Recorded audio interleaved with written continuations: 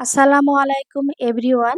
এই সিজনে প্রচুর টমেটো পাওয়া যায় আর টমেটোর দামও মাত্র 20 থেকে 30 টাকা কেজি। তাই সস্তায় টমেটো কিনে হেলদি সস বানিয়ে বছর জুড়ে সংরক্ষণ করে রাখতে পারেন। সারা বছরই আমরা টমেটো সস কোনো না কোনোভাবে ব্যবহার করে থাকি বা খেয়ে থাকি। বাহিরের কেমিক্যাল আর রং দিয়ে তৈরি অস্বাস্থ্যকর সস না খেয়ে খুবই সহজে ঘরেই তৈরি করে নিতে পারেন এভাবে স্বাস্থ্যকর টমেটো সস। তো টমেটো সস তৈরির জন্য আমি প্রথমে এখানে ১ কেজি পরিমাণ টমেটো নিয়েছি। একদম পাকা লাল টকটকে টমেটো। এই টমেটোগুলো আমার মা বাড়ি থেকে পাঠিয়েছে। খুবই ছোট, ছোট টমেটো। এটাকে আমি ২ টুকরো করে কেটে নিচ্ছি। বড় টমেটো হলে ৪ টুকরো করে কেটে নিতে হবে। তো সবগুলো টমেটো আমি এভাবে কেটে নিব ছোট, ছোট করে। সব টমেটো আমার কেটে নেওয়া হয়ে গিয়েছে। এবার আমি রান্নার প্রসেসে চলে যাচ্ছি। এখানে ফ্রাই প্যানে আমি সবগুলো টমেটো দিয়ে দিলাম। এরপর এর সাথে দিয়ে দিচ্ছি কয়েক টুকরা রসুন কোয়া আর দিয়ে দিচ্ছি একটা বড় সাইজের পেঁয়াজ টুকরো করে কেটে দিয়ে দিচ্ছি ছোট ২ টুকরো আদা আর এর সাথে দিয়ে দিচ্ছি প্রায় ৫টার মতো শুকনো মরিচ। এরপর সুন্দর সুঘ্রাণের জন্য দিয়ে দিচ্ছি ২টা ছোট এলাচ ও ২ পিস দারচিনি। সামান্য একটু পানি দিয়ে দিচ্ছি, খুবই সামান্য, বেশি পানি দেওয়ার প্রয়োজন নেই কারণ টমেটো জাল হলেই অনেক পানি বের হবে। দিয়ে দিচ্ছি প্রায় ১ চামচের একটু কম লবণ দিয়ে এটাকে জাল দিতে থাকবো আর এটা খুব ভালোভাবে বলক আসা পর্যন্ত এটাকে জাল দিয়ে নেড়ে নিতে হবে। পানিটা মোটামুটি শুকিয়ে গিয়েছে এবং টমেটোও খুব ভালোভাবে সেদ্ধ হয়ে গিয়েছে। এরপর এটা চুলা থেকে নামিয়ে মোটামুটি ১০ মিনিটের মতো একটু ঠান্ডা করে নিব আর এই মশলাগুলো সব তুলে নিতে হবে। এরপর একটা ব্লেন্ডার জাগে আমি এটাকে দিয়ে দিচ্ছি। ব্লেন্ডার জাগে দিলে খুব ভালো স্মুথ একটা পেস্ট পাওয়া যায়। আর যদি ব্লেন্ডার না থাকে সেক্ষেত্রে ডাল ঘোটনা দিয়েও এভাবে তৈরি করে নিতে পারেন। তবে সেক্ষেত্রে একটু পরিশ্রম হবে এবং মশলাগুলোকে হয়তোবা আলাদা বেটে নিতে হবে। তো এই যে আমার সবগুলো টমেটো খুব সুন্দরভাবে পেস্ট করে নেওয়া হয়েছে। এবার একটা বাটি নিয়ে নিচ্ছি। বাটিতে একটা ছাঁকনা নিয়ে নিচ্ছি। এভাবে ছাঁকনার সাহায্যে টমেটোটাকে আমি খুব ভালো করে ছেঁকে নিব। টমেটো খুব ভালোভাবে এভাবে ছেঁকে নিলে টমেটোতে কোনো দানা থাকবে না এবং খুব সুন্দর নিচে একটা স্মুথ একটা টমেটো পিউরি আমরা পেয়ে যাব। এই যে দেখুন এখানে শুধু মরিচের বিচি বা টমেটোর বিচি আর খোসা আছে। তো এগুলোকে আমি ফেলে দিব। আর এই যে টমেটো পিউরিটা পেয়েছি এটাই হচ্ছে আমাদের টমেটো সস।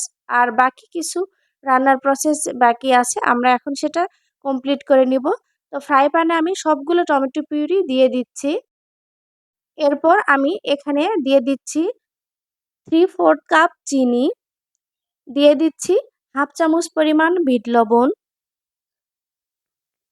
দিয়ে এটাকে একটু হালকা চুলার আঁচে জাল অন করে দিয়ে এটা নেড়েচেড়ে নিব।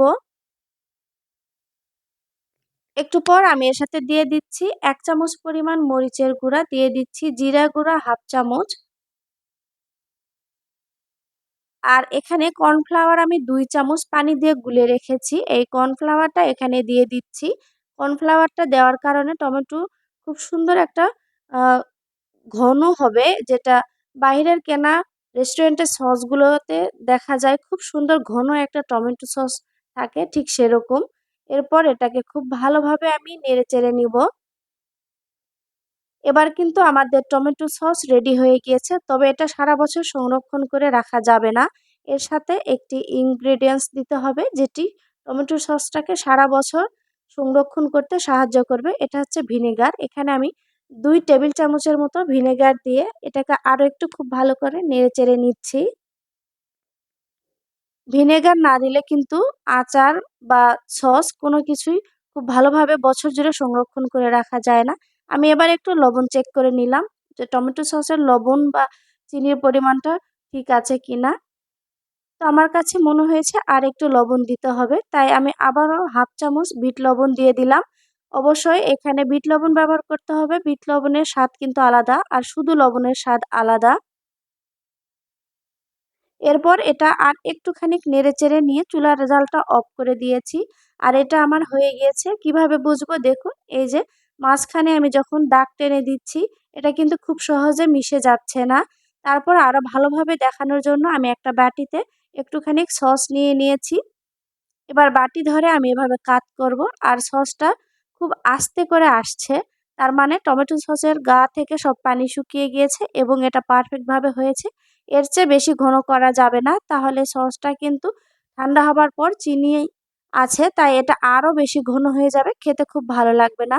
আর এই যে আমার বাড়িতেই তৈরি হেলদি টমেটো সস তৈরি হয়ে গিয়েছে।